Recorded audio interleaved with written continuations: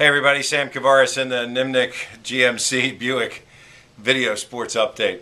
Jaguars fall to 1-7 with not much of an effort in the first half. And I don't mean that from an effort standpoint, I mean from a production standpoint, as they fall 24-0 at one point and eventually 31-14 is the final. You know, the Jaguars in the first half I think ran 12 plays. They were 0 for 3, or they were 3 and outs. It just didn't get anything done.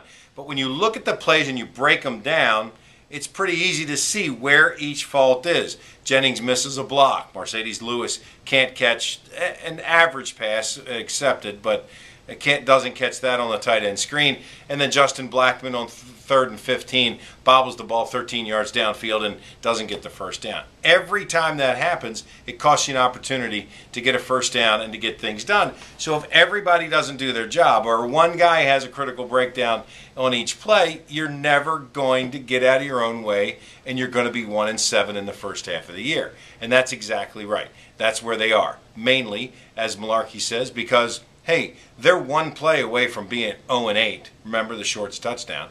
But they're also 3 plays away from being 4-4. And certainly there were games that were winnable games early in the year. The Oakland game, the Minnesota games that the Jaguars couldn't figure out how to win. So this team down the stretch, which begins on Thursday against the Colts, has 8 games to go. They're halfway through the season. And 2 games against the Titans, as fans like to say, winnable. Thursday's game against the Colts, winnable. Jets, winnable. Bills, winnable. I mean, the Jaguars are not going to go to Houston and win, and they're not going to beat New England, and nobody expects them to. But when you start looking at these games and you say, look, if the Jaguars play the way that they flashed, how they've played in like the second half against the Lions, where they won the second half so-called 14-10, and they run the no huddle, they move the ball downfield, Gabbert looks pretty confident. Those are the kinds of things that if you can sustain that for, how about sustain that for just 3 quarters? Not even a whole game, just 3 quarters, and see what happens. It certainly would be fun. It is understandable, I guess I could say. And Mike Malarkey got kind of testy in his post-game press conference when a couple of reporters kept questioning the team's effort. He has never lied to us. Malarkey never has. And so when he said, look, it's not the effort, it's the execution, why would you not take the man at his word when he's never lied to you before? So I thought he did exactly the right thing. He looked at the guy and said, look, it wasn't the effort, and don't ask me that again.